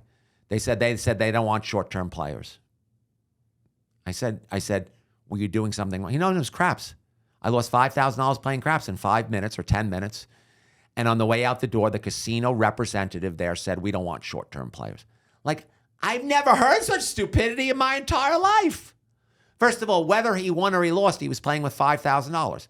Yeah, he was short-term, but I mean, this in business because you're in Las Vegas, right? And I know you're a smart guy because you're sitting there with those headphones on. What is the number one most important thing in business? Relationships. Like you have a gambler who came there of his own volition. He lost $5,000 and you're going to actually give him negative sentiment on the way out the door? Like this guy, I don't know what he asked for or didn't ask for, but they specifically told him, we don't want you. You're a short-term player. So I'm not going to tell you that I get 4 of these things a day. And I'm not going to lie to you that I've gotten hundreds of them. But I've gotten dozens. I've gotten 25 to 50 DMs that show gross incompetence at the Fontainebleau, like that. Now, you asked me what the worst place is. So that I've gotten the most amount of actual, have I gotten as much of that from Resorts World? No. I've gotten 10 to 20 of those DMs from Resorts World of how they just don't. So these executives, they have no understanding. Then a lot of people will jump on me and they'll say, well, you're always so negative, Vegas Pauly C. Does anybody know what they're doing? Does anybody know how to make money? Michael Gorn, South Point, he's a genius. Venetian Palazzo is very well run. They treat me great. I'm, unbelievable. I go there right now. I get a beautiful free room for 4 nights. I don't have $25,000 to lose. I would love to go over there. Wynn Encore knows what they're doing. Stratosphere's making a profit. Boyd's making a great profit dealing with the locals. Red Rock, oh my God. Red Rock, Green Valley, and Durango, the 3 prettiest casinos in Las Vegas, other than maybe a couple of them on the Strip. I'm not going to go into the comparisons, but Red Rock, the architects, I'll tell you a funny story. Red Rock architects, I'm always telling, everybody, oh my God, the architects at Red Rock are so talented. The architect from Red Rock contacted me and I had a conversation with him and I told him, I said, damn, you're a genius. You know what he told me? He told me that Red Rock is based on, the super old guy who goes to the NBA games in California? He's really old. He's in his 80s. He's the biggest NBA. People who watch the show, people will be able to Google this. I forgot his name, but there is a guy who is the biggest NBA fan in the history of NBA fans. He's been to 2,000 Lakers games. He's an octogenarian. He's about 80 years old. He dresses, he's really, really, really styled. He wears these crazy outfits. Red Rock is based on his home, which is an architectural masterpiece in California. I actually saw the home on that show with the two brothers who are twins. The Oppenheimer, I think it's Oppenheimer is their name, whatever. The point is it's based on an architectural masterpiece in California. I learned that because I actually spoke to the architect for Red Rock. And I was so happy. I was like, I should remember the name of the guy. I'm bad with names. I should remember the name of the guy in California. But I learned there. The Fontainebleau, beautiful hotel rooms, artistic masterpiece inside. I think it's beautiful inside. Some people don't like it. I think it's beautiful. Going back to Steve Wynn, doesn't matter. You could build the Taj Mahal over there. If you don't know how to interact with your players. One more story on the Fontainebleau. I'm talking to this guy who's talking to someone who works there. She's the head of European and Middle Eastern gaming. Supposedly she's very talented. Okay, a lot of people told me she's talented. I'm not going to put her name out there. We'll just leave. A week ago, they fired her. Like, I'm already talking to somebody about how talented she is. Like, I'm talking to another casino executive about how she works there and she feels her hands are tied. She's trying to bring in all these multi-million-dollar players, but they won't give anything, whatever. And a week ago, it was announced this woman was let go from the Fontainebleau. They've gone through 20 executives there like they're toilet paper. You know how many presidents they've had there? They've already had 3 or 4 presidents there. Wow. Now they're on Maurice. They let go a guy who was incredible. And you can Google this. They let go a guy who was incredible with analysis, metrics, data. You know, they let that go, that guy. They let this one go. They let that one. Now it's at the point where no one will go over there to work. I was just told that they made a big offer to somebody at Red Rock. And the guy said, yeah, okay. I'm not coming over there. I got a job at Red Rock. I'm making $300,000 a year. I don't care you're offering me 5. I'm not coming over. Those are not the numbers, by the way. I'm making those numbers up. But he's not going over there. So my phone becomes a portal to the goings-ons in Las Vegas. Resorts World. I'm obnoxious, right? I see that they're terrible at what they do, so I go into their financials, and I see they're making $40 million a quarter, right? And I see them crowing about making $40 million a quarter. But I'm a relatively intelligent guy. I know money. I know numbers. I say, okay, 40 million times 4 is 160 million. You spend $4.3 billion on the property. 160 million divided by 4.3 million is 3.8%.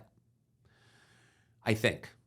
I'm paraphrasing my own garbage a little bit. I call my stuff garbage. I go in front of the building and I go, you're bragging that you're making $40 million a quarter in a beta. 40 million times 4 is 160 million divided by 4.3. You have a 3.8% ROI over here.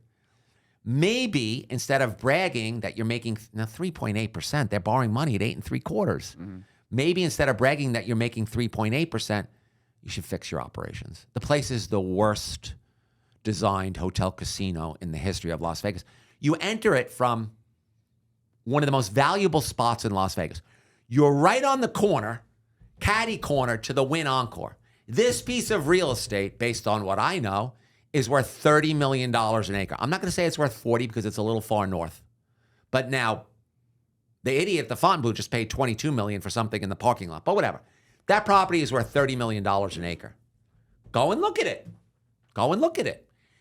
And I did a video. It's dirt. About an acre of it is dirt. Then you have the billboard.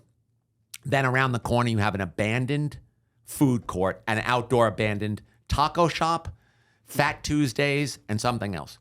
So you have 30, 60, 90. I'm going to guess it's 3 acres. I could be wrong. Inside with the mall, it's probably 5 acres, right? The mall is empty. All of the shops on the second floor are not rented. All of the shops on the third shop are not rented. Somebody told me, a national chain told me that as a national chain, we don't even want to go there because we don't feel that that they have the traffic. Another big restaurant owner who reached out to me, no names, said to me, I got offered to go over there. He said, I went over here. He actually went to MGM. So these are the why didn't you go there, so-and-so? I didn't go there because they don't have the traffic and they don't know what they're doing. So I have people who know what they're doing. Say, don't. So you can go over there and add up the acreage. 1, 2, 3, 4, 5, 6, 7 acres maybe with the mall. That's what, $210 million? It's $210 million worth of real estate that has no return on it. So this is the kind of schmuckiola behavior that's going. Are they open to being? No, they threw me out. I did maybe 60, 70 videos. There's actually a Reddit talking about me. I don't read it because I don't want to be triggered. I did maybe 60, 70 videos on Resorts World. 15 or 20 are positive because they have some wonderful things there. Alley 66 is a beautiful bar upstairs. It's not really the 66th floor, but has beautiful views. I recommend it to anybody who goes there, who comes to Las Vegas. If you're a young guy between the age of 20 and 30 and you want a great, clean hotel room where you're going to be safe and you can go to Zouk and you can talk to other people your age, it is absolutely my recommendation that you get a room at Resorts World if you are between the age of 20 and 33 and you want to come to Las Vegas on the cheap and have a boring, it's going to be boring. Maybe you're going to drink with you. Maybe you're going to make the party is what you're going to do over there if you're a young person. But there's no yield. So when I was 23 years old, I came here with $1,300. If I was 23 years old now, I would come here with $4,000, let's just say. I'm already a winner. If I'm 23 years old, I tell stuff like this because casino executives need to know this. If you're 23, 25, 27 years old, and you actually have the wherewithal to afford a plane ticket, afford a hotel room, come here with your friends, maybe you have a couple $100 in your pocket for gambling money, you're already a major winner, right? I mean, I don't know how old you are, but when I was 23, I was broke. You know what I mean? When I was 25, I was already starting to make money, but I was lucky because I met that friend. But the point is that if you're in your 20s and you can get it together to get a plane ticket, a hotel room, come here, have money to go to Zouk, have a few $100 again, you're already a winner. You're a great customer for Resorts World, but you're not a great customer for a $4.3 billion investment. And the analysts tell you that there's no yield. They keep using the word yield there. The reason there's no yield is your customer base is 25 years old. When they lose $500 playing roulette, they're done. When I lose, and this is so many times I've gotten into trouble doing this, I'll go into a casino, I'll lose $500, right? That's how it starts. Then I got to go in my pocket. Then I got to get another 1,000. So my last move is always I got to go to my credit card. They can't go to their credit card. And I'm not bragging. This is a terrible thing that I have in my life. I can go and get $10,000 out of my credit card and lose it in 7 minutes. You can't do that when you're 25 years old. So there's no yield. So that's why they're not successful. They drop their prices way down. They're boring. And they ended up catering to, I have to laugh. It's something that I say, and maybe I'm just being a jerk, but whatever. It looks like a student union. It plays like a student union. And it's full of college students. What does it look like to you? Doesn't it look like a mall? Did you go to college? A little bit, yeah. Okay, was there a student union? Yes. What hotel casino in Las Vegas looks the most like a student union when you go into it? I guess Resorts World. Yeah. There you have it. You built it. They came. You got exactly what you wanted. But they kill it, don't they? They're turning a profit. $40 million. They are making $40 million a quarter in EBITDA. Let's break this down. They're making $40 million a quarter. Their interest payments are roughly $25 million a quarter. So they only have $15 million left over to replace the towels, replace the doors, replace the carpets, do outreach. $15 million a quarter. People don't know what the reason why Resorts World still even exists and is still above water. But I do, because I did the research. Genting Berhad is a very successful company in Singapore and in the Genting Highlands of Malaysia. They're making a ton of money there. Why? The reason they're making a ton of money there is they have a monopoly in the Genting Highlands and they have a duopoly in Singapore. And they have a huge Asian clientele who gamble a lot of money. And they made an extra, and I'm talking out of my ass, but they made an extra $500 million last quarter in Singapore. It might have been $300 million, it might have been whatever. So the parent company is making a ton of money in the international, in Singapore, and in Genting Highlands. But they have no idea what they're doing. They have no idea how to service the American clientele. Because the American clientele is a persnickety bunch of spoiled babies. I don't tell you that to insult the American gambling clientele. I'm a persnickety spoiled baby. So I know who I am. I know who my friends are. I know what you need to do to service the American clientele. The Asian clientele is primarily interested in baccarat. They're primarily interested in high-stakes gambling. 1 out of every 6 people in Singapore is a millionaire. So you're dealing with a great demographic of people who love to gamble. The American clientele enjoys the clubs, the mall, drinking, the tables, the show, So your breakdown, and again, I know the breakdown in Las Vegas. I don't want to be misquoted, but the breakdown in Singapore and the breakdown in even more so Macau is 90% gambling revenue and 10% retail drinking food. It might be 80-20. The breakdown in Las Vegas is 33% gambling revenue, Wow. 67% schmucking around, for lack of a better term. Drinking, partying, this, that. So you need to know how to appeal to the drinking, and they don't know how to do it. They don't know how to do it at Resorts World. But getting back to what you just said, the only reason that Resorts World is solvent, and this is a fact that no one mentions anywhere, but here it is, $3 billion, a check for $3 billion paid to the order of Resorts World Las Vegas, $3 billion came from the parent company. Wow. So Resorts World International, it's called Genting Burhard, wrote a check for $3 billion and threw it into the Las Vegas economy. God bless them. This is why the people that run Las Vegas are smarter than Vegas Pauly C. Because I get emotionally involved with, they don't know what that now. But the bottom line is, between Jeff Soffer's idiocy and Genting Burhard's idiocy, they've injected $10 billion into the Las Vegas economy. If you didn't have those two fools, and they're both fools, if you didn't have those two fools, what would you have north of the Wynn Encore? It would still be empty land. So they came here, they're delusional, and they wrote $10 billion. Here are the numbers. Genting Burhard, $3 billion check to start off that property. $1.2 billion to finish it, all borrowed. So they only owe $1.2 billion. Jeff Soffer, $2 billion in 2007. He walked away from it. He came back. He raised another $3.7 billion. So now you're at $5.7 billion. Interesting. Watch this. $2 billion in 2008, $3.7 billion now, $4.3 billion at Resorts World.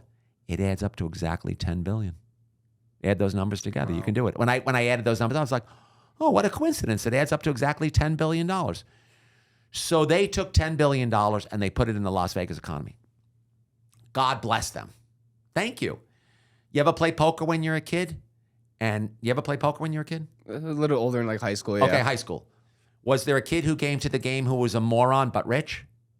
Yeah. Weren't you happy to see him? Of course. You know how happy Las Vegas is to see Genting Burhard and Jeff Soffer? Think about it. That property would be empty, but we had two rich companies, one from its international earnings, one from being able to, it's called inveigling. When a toxic narcissist gets something out of you, the word is inveigle. He inveigled a bunch of investors, Vici, $350 million, Blackstone, $500 million. God only knows how much money from Koch brothers. I don't know the number. They're a privately held real estate firm. He inveigled them. They put down this money. So there's $10 billion over there. Now, I actually did the math, right? So I said, okay, there's $10 billion here. I had the first quarter of Resorts World, $39.5 million in cash flow. I have the actual first quarter results for Fontainebleau. An investor gave them to me. I added them together. I think it was it was some amount of money that was de minimis profit-wise. It worked out to like 1/10 of 1%. Wow. So the return on the $10 billion is like 1/10 of 1%. It could very easily be in the negative this quarter, second quarter, because I don't know if the angry investor will be as kind and send me the second quarter of the Fontainebleau. Resorts World, I figured out how to do their financials and figure out what they're doing in Las Vegas without them announcing it, because they didn't announce it one quarter. I thought it was because of me, whatever. I'm probably being grandiose. And I did a video on this. What you do is because Resorts World Las Vegas is held in Genting Burhard, and all their other North American properties are held in Genting Malaysia, you take the financials for Genting Burhard, you minus Genting Malaysia, and you get the Las Vegas results. One day I woke up with that and I was like, you know what? I think that will work. And it works exactly. 39.5 million first quarter. So when you say to me they're killing it, they're only killing it because Big Daddy Genting Burhard put $3 billion down. You know, it's like these people you meet, oh yeah, he opened a donut shop. He's killing it. But his daddy gave him $500,000 to open the donut shop. He wouldn't be killing it if he had to actually pay back the $500,000 and investors, right? Mm-hmm. He's killing it because he's putting a couple thousand his week because he doesn't have to pay back daddy. And so why aren't the bigger investors worried or have more hands-on with Fontainebleau? Vici, Blackstone, Koch brothers. Why are you not even like calling me? We could have so much fun together. Take me out for drinks. I'd love to hear. Last thing before we get you out of here. Okay. What was the one video that got you in the biggest trouble? I did a video where I felt like I was in trouble, where I was scared. Well, this is a little bit of a long conversation. I did this on another broadcast. I want to just give you a quick 30 seconds of my fear. After Resorts World banned me, I said to myself, when they have blackjack at even money, or when they put a 4th zero on the roulette wheel and I do a video of it and I'm in property X that I love already, like there's properties that I love that have terrible games, right? So if I'm in a property, we'll call it property X, and I love this property. I love hanging out there. I love drinking there. I love the beauty there. But I walk by the roulette wheel and there's a 4th zero, or they lower their blackjack to even money, because these things are probably coming. I mean, blackjack at even money, I'm pretty certain it's coming. And I do a video of it. Do I have to be fearful that I will no longer be able to go back to property X? That's my first fear, okay? And since Resorts World has thrown me out, it definitely tampered my angry videos by 15, 20%. I'll tell you straight out, it definitely makes me think twice about some of the stuff I would like to do. I thought I could just do whatever I wanted. That's how dumb I am, or naive. I did a video of a very high roller at a very high-end property, and management got very angry because they didn't want people to know that this high roller was playing at these limits. And they did not come to me because I think that they're emotionally mature enough as a corporation to know that going to me is weird. Although, Durango came to me and said, take down the casino video I did. Rolex came to me and said, take down the Rolex video I did. Like, I've had 5 or 6 corporations say, take down the video, and I have every single time. I did something on the Magician's Study, which the dinosaur promotes. Someone gave me a video, I took it down. So I've taken them all down. But I felt the fear of God on that high roller video in that high roller casino simply because I love them. And I don't want to be knocked out of their properties. So I immediately took it down. But I felt the most fear there. As far as the most trouble, I guess Resorts World, because I'm not allowed in there anymore. Are you actually banned from the property? Well, security chased me out. Security came to me and said, you're going to have to leave. And I said, why? And there's a video of me being chased out. And, I'm upset about it. I'm hurt about it. But I can live without Resorts World in my life. I can't live without, some of these other places. So I give pause, but they're doing some egregious things. I mean, a slice of pizza. Okay. Forget about the slice of pizza. A donut and a coffee, $18? Like, that doesn't register with anybody that you're destroying Las Vegas when you do that? I'm talking about a donut and coffee, $18. A slice of pizza and a drink. Now, I didn't do this video, but someone did a slice of pizza and a drink, and they did give a 15% tip on their credit card, full disclosure. But this video is out there. A slice of pizza and a drink, $27 at the Fontainebleau. Jesus. I didn't do that video. Someone else did. The water video, which went super viral. Did you see the water video? I haven't seen it. Okay. Someone very famous. He's got 2 million followers. It might have been one of the guys who's associated with the Milk Boys. Those guys are all huge. They all have in the millions of followers. I think it was a Milk Boy. Went to the Fontainebleau, got a cup of coffee and a water. It was $67. Right? That was right near the open. That went super viral. Super viral. Like, when I tell you 100 people sent me that video. But see, he's not doing this as a job like I am, so he doesn't have to fear being thrown out of the Fontainebleau. Plus, they're never going to do it anyway. You know what I mean? But, stuff like that, you worry about it. But addressing what you said, the one that put the fear of God into me was the super high roller video where I took it down. How often do you withhold putting out content or making certain videos? All the time. Because the amount of stuff that's coming to me is so poisonous. First of all, full disclosure, I stay away from all the sexual harassment stuff because I can't confirm it. So what happens is I tell these women, I say, I'm really sorry. But Vegas Pauly C, first of all, who am I? You know, I'm a nobody. I have 300 some odd thousand followers. It's not like I've got 3 million followers. I have 300 some odd thousand followers.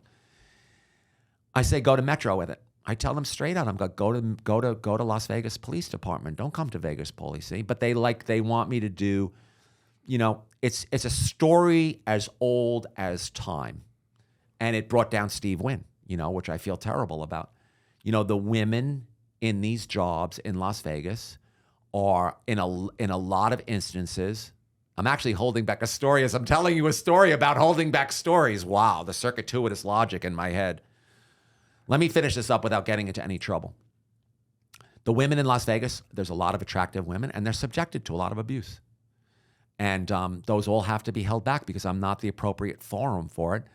I give them, of course, my time and my energy, and I advise them what I think that they should do. You know, I'm no expert, but mainly I tell them to go to, if it's a bad situation, I tell them to go to Metro, you know, the Las Vegas Police Department, because women shouldn't be subjected to that.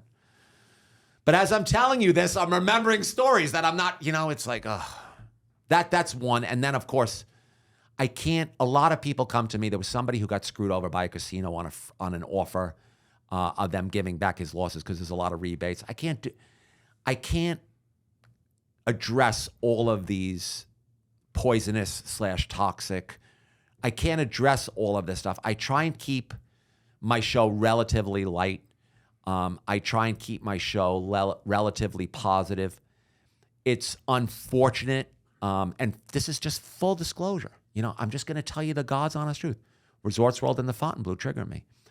The reason why with Jeff is because my father was a toxic narcissist, so Jeff triggers me.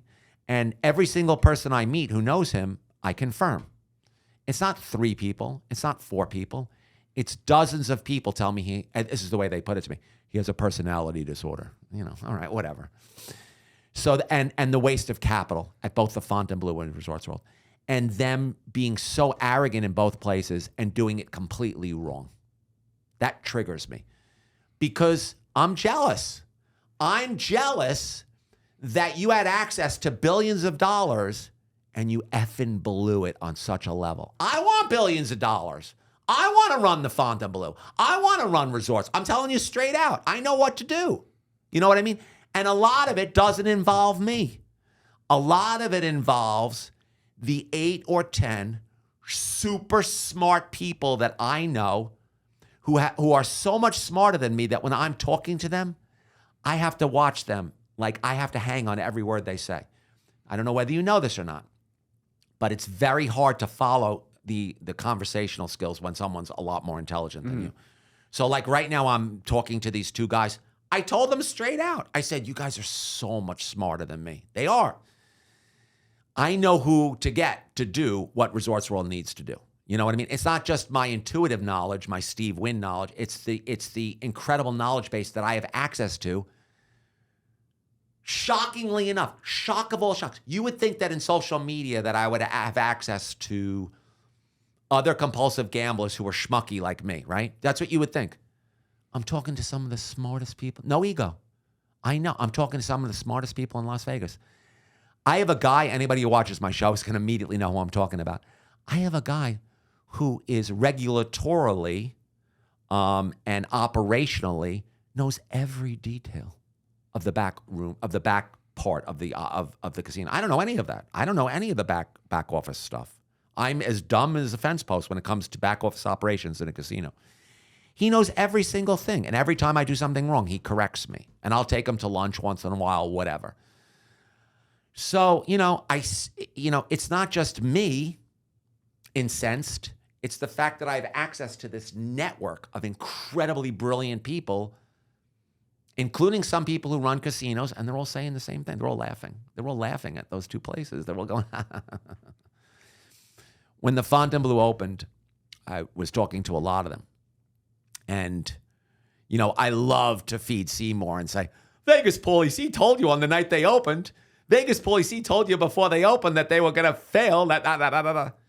There's 10 people that I know that are super smart, that for them it was just a fait accompli. And me being out there with my big mouth, all 10 of them are like, well, we all know too, Paul, but you got the biggest mouth in Las Vegas. You know what I mean? They know. Of course they know. We all knew. You know what I mean?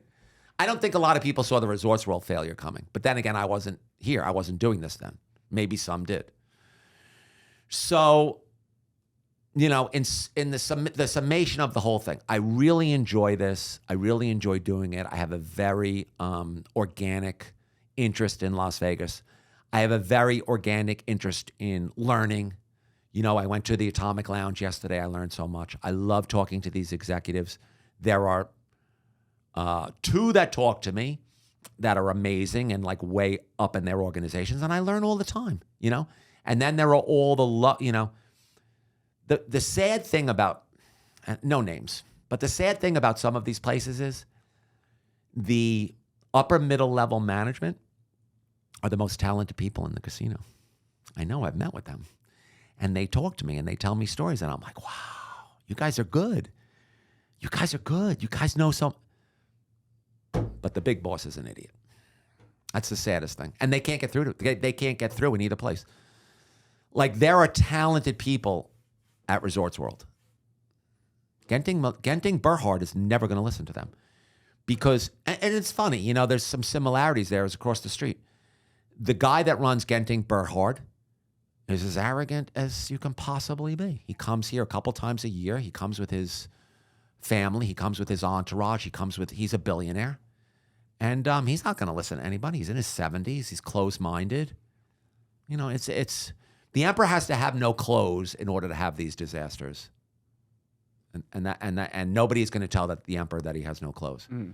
Except for Vegas Pauly C. Very, very last thing before we get out of here. What do you have that you're excited for, that you're concerned for the upcoming future here in Vegas? Well, because my social media career is going so well, it's such a circuitous route. I'm now back on my comp wallet.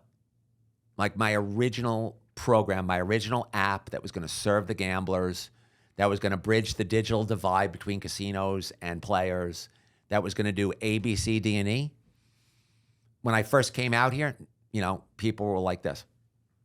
You know, they would hold their nose. You know, maybe some people still hold their nose. But now, all of a sudden, there's interest in it again.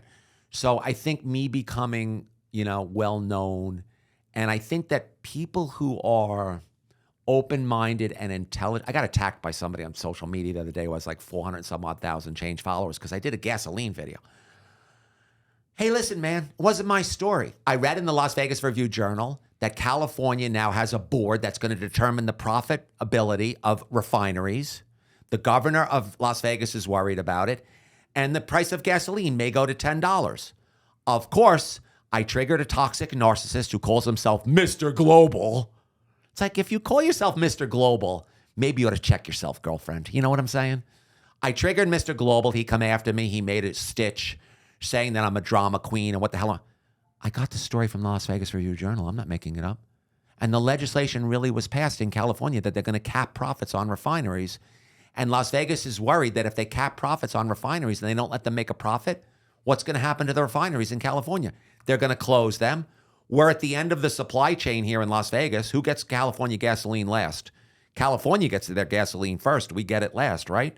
It may jump. So Mr. Global came after me on in Las Vegas, and I blocked him because I don't need another battle, you know. So getting back to your question, look what happens. So getting back to your question, is the comp wallet now I think has a little bit of life in it, and I'm excited for that. Hopefully, I can do something with that because I am not monetizing at all. And I make $5,000 a month from my social media. I have 115 subscribers on Instagram. Thank you very much. They all pay me $5 a month. It's great. I get a $400 check. I'm very grateful for it. I would like to grow it. My subscriber, of course. I make about $4,000, $4,500 from TikTok. By the way, I put all these numbers out on the internet to show people what I make. If I walk around, I probably could get $1,000 in tips from YouTube if I do my dancing bear act on the Las Vegas Strip, which I'm happy to do, but it's a little hot out now to be a dancing bear on the Las Vegas Strip. If I do all that, I probably altogether can bring in $6,000. I'm spending $10,000 being out here. I've got a house rental in Silverado. It's got a pool. I mean, I'm a spoiled baby. I'm a big baby. You know what I mean? So I got a pool. Originally, more people were going to come out here with me. That didn't work out, whatever. So I am one of the few social media people who doesn't take money from anybody. And so the combination of only making $6,000 from social media and spending 10 or 12, and I fly back and forth, I'm losing my tuchus. So and I tell people, I remortgaged my house to do this, It's very funny because in a lot of ways, I am doing social media exactly the same way as I gamble. I can't afford it, but it's getting me off. Yeah, can you understand what I'm telling you? I do. I'm doing it the same way that somebody drinks. So this is a little bit of old man advice. What addicts do is, and I'm an addict, they take something good and they turn it into something bad. And when I say bad with my social media, I'm entertaining a lot of people. That's a great thing. A lot of people watch me. A lot of people love saying, Vegas Pauly C. The bad part of it is that I'm ruining myself financially doing it. That's the bad part. So I'm taking what should be a good thing and I'm making it bad because I'm an addict. Can you understand that? I do, but there is some type of turnaround with it, with that following that you've gained, right? No, I don't know. Is there? I mean, with the Vegas Maybe comp wallet, maybe you've got advice for me. I don't know. with what the following you have and the connections that you've built over this time. But how do I monetize it? Like I have this conversation with people. So I haven't monetized even $1. So I don't know. I absolutely, more old man advice. So Tom Arnold, who is married to Roseanne Barr, suffers from crippling depression. This is from one of his podcasts. I'm dating myself a little bit. A lot of people know who Tom Arnold is. He was a comedian. He was very big 20 years ago. He said that when he wakes up and he just has no reason to live, he does an act of service. And the act of service boosts his dopamine and he feels good and he's able to go on with his day.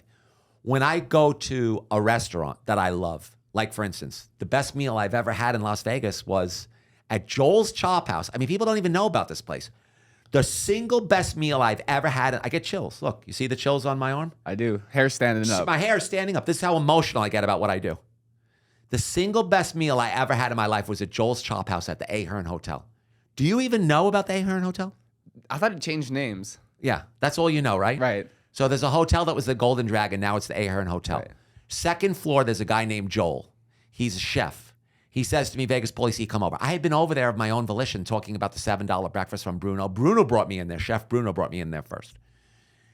I went over there. He gave me a tomahawk. They have a tomahawk Tuesdays. It's $149 $9 on a Tuesday night. I did not pay for the meal. I went over there with Anne Marie. She's not the worst. She's my ex-wife. I took Jose the taco guy and his lovely wife there. And the four of us, it was the best meal I have ever had in my entire life. I did a video on it, got hundreds of thousands of views. That brought me up. You understand? That's an act of service. All right, I got the food free, so I'm not without, some guilt or whatever. Yesterday, I did the Atomic Lounge, right? Wow. Like the Atomic Lounge. More people. That's an act of service. God bless the Atomic Lounge. He's got a beautiful That's an act of service. When I was at the J, there was a free buffet if you signed up for a player's. This is how sick. You want to hear how sick I am? This will really give you some insight into Vegas Pauly C. So they gave me the presidential suite free. God bless them. The people that run the place are the nicest people, the J in Reno. The casino is beautiful. They're too nice. The reason they're not making money over there, they're too nice, but they're the nicest people in the world. They say to me, do a video, whatever. If you sign up they tell me to go downstairs. This is really going to give you a window into me. If you go downstairs and you sign up for a player's card and then you go to the terminal and you run your player's card, you can get a coupon and then go upstairs and you can get a free buffet. All I know is that these people gave me the presidential suite. I know the free buffet video for Northern Nevada is going to be a winner. It's already got 200,000 views on Instagram. So all I have to do now is go down to the Players Club, walk across to the coupon machine, run my card that I just got from the Players card, go upstairs, make the video, get the 200,000 views, and pay back my debt for having the presidential suite. What part of that do you think that I did not do? Go down and get the voucher. I paid the $33. Right. I went upstairs. Mahi was already sitting there. She laughs at me, but it's really not funny because I'm destroying myself. I mean, it's only $33, but this is what I do time and time again. So I'm already hopped up. My dopamine is great. I'm ready to go. I'm ready to make the video about their wonderful buffet. I ran out. I paid the $33. I went and I made the buffet. My debt is paid. A problem is a low dopamine event. If I have a conflict with somebody, it's a low dopamine event. So I took care of the $33. I made the video about their buffet. I paid back my debt for the presidential suite because I felt I owed them. I mean, come on, they put me in the presidential suite. And that's a window into my soul. So the reason I'm spending $10,000 a month is, here's a perfect example. Boy, I sound like my father. I found out that there was a monolith on the hill over there outside of town, right? Jose the taco guy and I spent 2 hours. Now, we went out in my Mazda, which was a mistake. We spent 2 hours off-roading to get to the trailhead. I did not download all trails ahead of time. So we never got to the trailhead, and I never got up to the monolith. But we were going to climb the mountain and find that damn monolith because I knew that video was going to get 5 million views. I never made it because the car was not the right car.